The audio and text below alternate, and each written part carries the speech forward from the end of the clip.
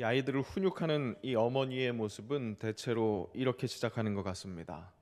책을 많이 봐야 훌륭한 사람이 돼요. 그렇게 처음에는 일반적인 교훈을 좋은 말로 알아듣기 쉽게 전달합니다. 하지만 좀처럼 책에 관심을 보이지 못하는 아이를 이제 타이르기 시작합니다. 너 책은 안 보고 핸드폰만 너무 오래 보고 있는 것 아니니? 그러다가 이제는 협박을 실어보기도 하지요. 그렇게 핸드폰만 들여다보고 있으면 바보 돼. 해도 안 되니까 협상을 취해보기도 합니다. 책 1시간 보면 핸드폰 1시간 할 수 있게 해줄게. 그러다가 안 되면 이제 감정을 실어서 다그칩니다. 너 정말 바보 청치 되고 싶어.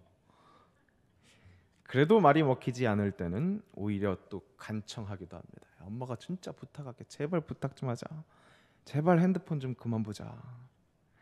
그래도 사랑스러운 우리 아이들은 절대 말 듣지 않습니다. 그러면 결국 엄마가 동반 자살을 제안합니다. 너 죽고 나 죽자. 이렇게 부모들이 이 자녀들의 훈육을 위해서 이 방법 저 방법 정말 수단과 방법을 가리지 않고 아이들에게 다가가는 이유는 당연히 자식에게 꼭 필요한 부분이 채워지기를 바라고 또 꼭 제거되어야 하는 부분이 제거되기를 바라는 그런 마음이 확실하기 때문입니다. 즉 어디까지나 사랑하는 마음으로 어떻게든 핸드폰 보는 것보다 책을 보도록 지도하기 위함이라는 이야기입니다.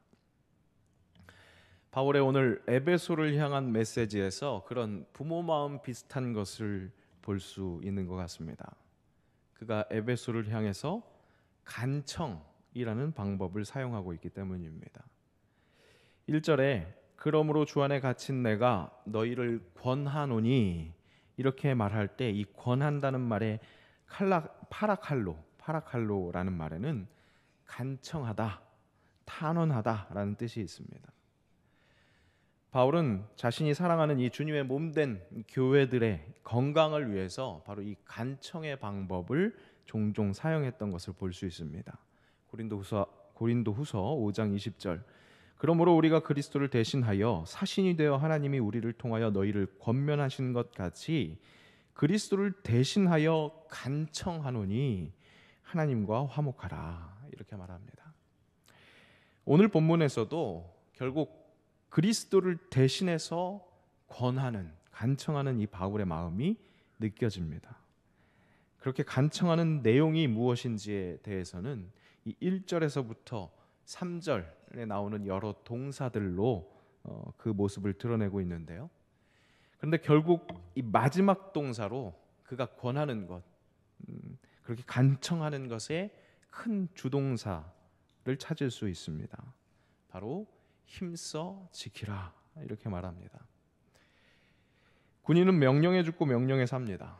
즉 상부의 명령과 또 군법을 힘써 지켜야 하는 것이 군인입니다. 그것이 나라를 지키는 군인의 가장 큰 의무이자 사명인 겁니다. 우리는 그리스도인입니다.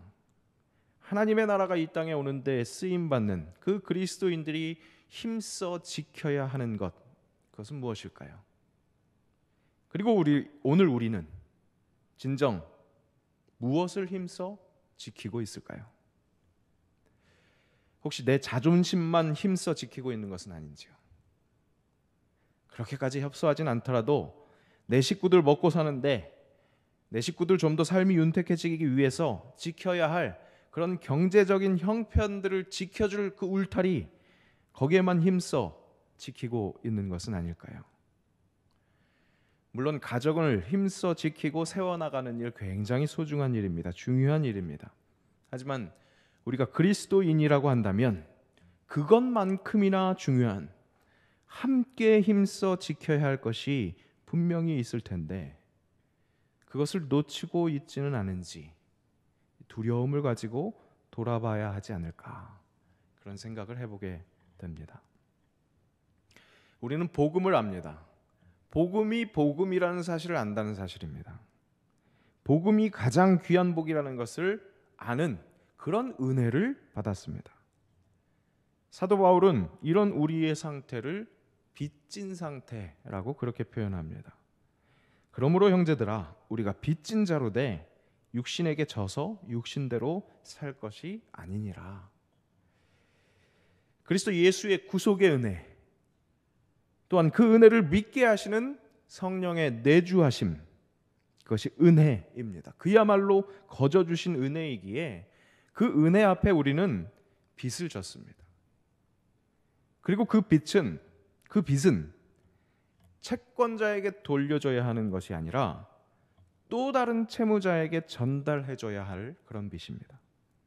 그래서 바울은 이미 선교적 의미의 빚진 자라는 표현을 로마서 서두에 이미 사용했습니다. 헬라인이나 야만인이나 지혜 있는 자나 어리석은 자에게 다 내가 빚진 자니라. 이렇게 우리는 하나님과 또 이웃에게 빚진 자입니다. 그런 빚진 자, 그리스도인, 예수 믿는 사람으로서 지켜야 할 것, 그것은 나만의 자존심이 아닙니다. 내 가정의 평안만이 아닙니다.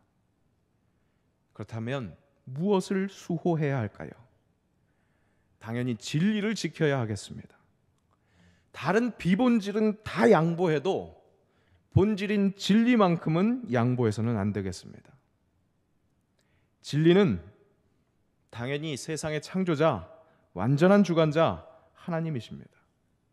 하나님을 아는 것이 진리를 아는 것일 겁니다. 우리를 진정 자유하게 할 진리, 그 하나님을 사랑의 사도 요한은 아주 직접적으로 이렇게 소개합니다.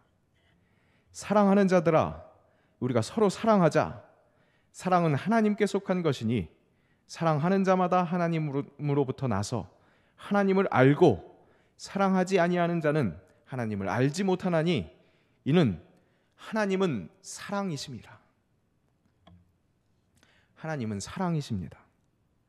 우리가 알아야 할 진리, 그분이 사랑이시고 사랑이신 그분이 우리에게 당부하는 것은 서로 사랑함입니다. 그때 진리이신 하나님을 알게 된다고 그렇게 가르쳐 주십니다. 다시 오늘 본문을 통해 사도 바울이 자식같이 사랑하는 그 에베소 교인들에게 간청하는 것, 그것도, 그래서 힘써 지키라는 것도 바로 그것입니다. 사랑 가운데서 서로 용납하고 평안에 매는 줄로 성령이 하나 되게 하신 것을 힘써 지키라. 사랑이신 하나님의 뜻을 따라 서로 사랑하는 가운데 그렇게 용납함으로 성령이 하나 되게 하신 것, 그것을 힘써 지키라. 이것이 우리가 다른 것에 양보하지 말아야 할 진정한 본질, 진리입니다. 힘써 지켜서 사랑해야 하는 것의 근거가 바로 사랑이신 하나님이시고 그분이 그리스도 예수를 통해서 그 사랑을 우리에게 밝히 보여주셨기 때문입니다. 하나님이 세상을 이처럼 사랑하사 독생자를 주셨으니 이는 그를 믿는 자마다 멸망하지 않고 영생을 얻게 하려 하심이라. 하나님이 그 아들을 세상에 보내신 것은 세상을 심판하려 하심이 아니요 저로 말미암아 세상이 구원을 받게 하려 하심이라. 그리스도 안에서 종말론적 구원이 시작되었습니다. 하나님의 한없는 사랑으로 말입니다. 그 복음, 그 진리는 우리가 하나 되는 것을 힘써 지켜서 사랑을 이룸으로써 미약하나마 이 땅에서도 실현됩니다. 메시아로 인해서 시작된 그 사랑의 회복은 결국은 이런 모습으로까지 회복됩니다. 그때의 이리가 어린 양과 함께 살며 표범이 어린 염소와 함께 누우며 송아지와 어린 사자와 살찐 짐승이 함께 있어 어린 아이에게 끌리며 암소와 곰이 함께 먹으며 그것들의 새끼가 함께 엎드리며 사자가 소처럼 풀을 먹을 것이며 젖 먹는 아이가 독사의 구멍에서 장난하며 젖된 어린아이가 독사의 굴에 손을 넣을 것이라. 사랑이라는 본질의 회복은 결국 한없는 평화를 허락해 줍니다. 완전하신 삼위 하나님의 그 완전한 연합에 우리를 초대하시는 것입니다. 그런 진리를 추구하는 일에 우리의 힘써 지킴이 요구됩니다. 이렇게 환상적인 완전한 회복에는 우리의 동역, 힘써 지키는 그 행동, 그것이 요구됩니다. 결코 환상적으로 어느 날 갑자기 신비롭게 뾰로롱 하고 이루어지지 않습니다. 우리의 힘써 지킴, 애를 써서 뼈를 깎는, 마음에서 피를 흘리는 힘써 지킴이 필요합니다. 무엇을 힘써 지키는가? 성령이 하나 되게 하신 것을. 둘로 하나를 만드사 원수된 것 곧 중간에 막힌 담을 자기 육체로 하신 그 그리스도 예수의 사역을 힘써 지켜야 한다는 겁니다. 자기 육체를 하셔서 그렇게 애를 써서 막힌 담을, 그 막힌 담을 헐어 놓았는데, 그래서 그 그리스도의 사역과 더불어 또 다른 보혜사 성령께서 결코 하나 되기 어려운 사람들, 유대인과 이방인 관계와 같은 그 사람들을 서로 묶어서 교회로 묶어 놓으셨는데, 그렇게 하나 되게 하신 것을 힘써 지키지는 못할 망정 발벗고 나서서 다시 막힌 담을 쌓는 것, 그것은 진리의 반대편 행동입니다. 적 그리스도의 행동입니다. 그리스도의 그 놀라운 사랑의 능력, 그 능력이라면 이리와 어린 양이 공존하고 아이와 독사가 함께 뒹굴 수 있다는데, 그 놀라운 구속의 역사를 그리스도 예수가 담당하셨는데, 그가 저들의 죄를 속량하셨는데, 그 저들을 향해서 저 사람이 일이라고, 저 사람이 독사라고 그렇게 스스로 하나님이 되어서 심판하며 하나로 둘을 만들면,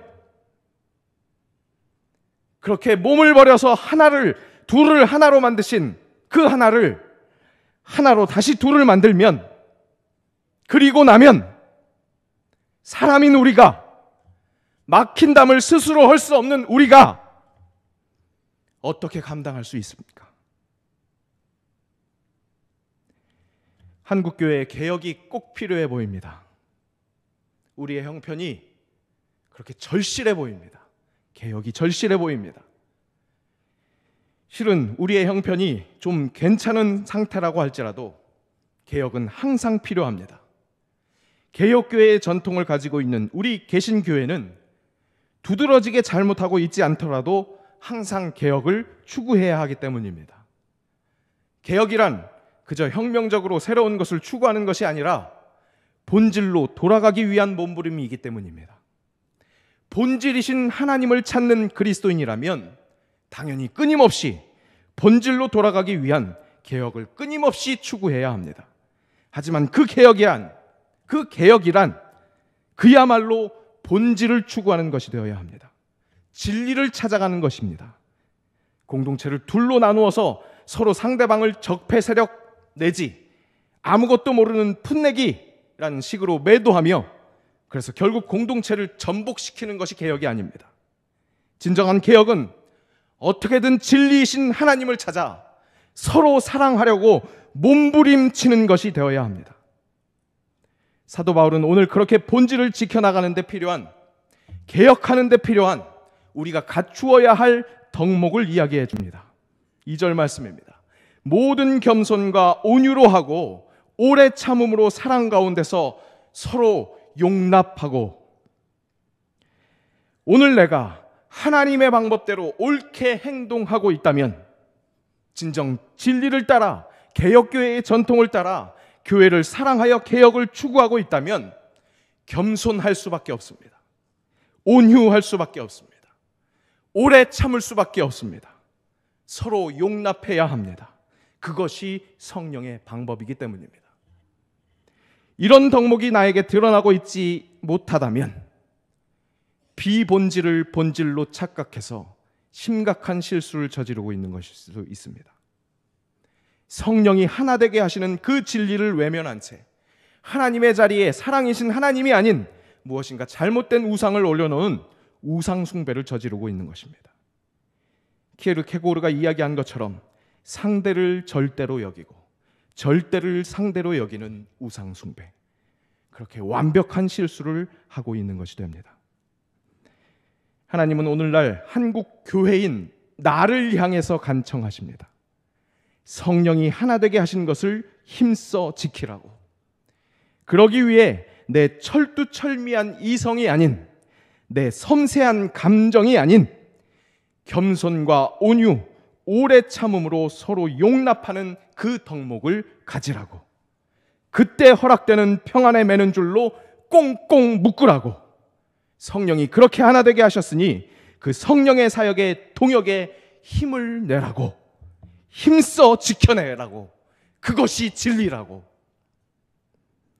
어떤 방법을 써서라도 자식 옳은 길 가길 원하는 부모님의 마음처럼 오늘날 한국교회, 즉 나를 향해 간청의 방법으로 권하고 계시는 하나님의 음성에 순종합시다.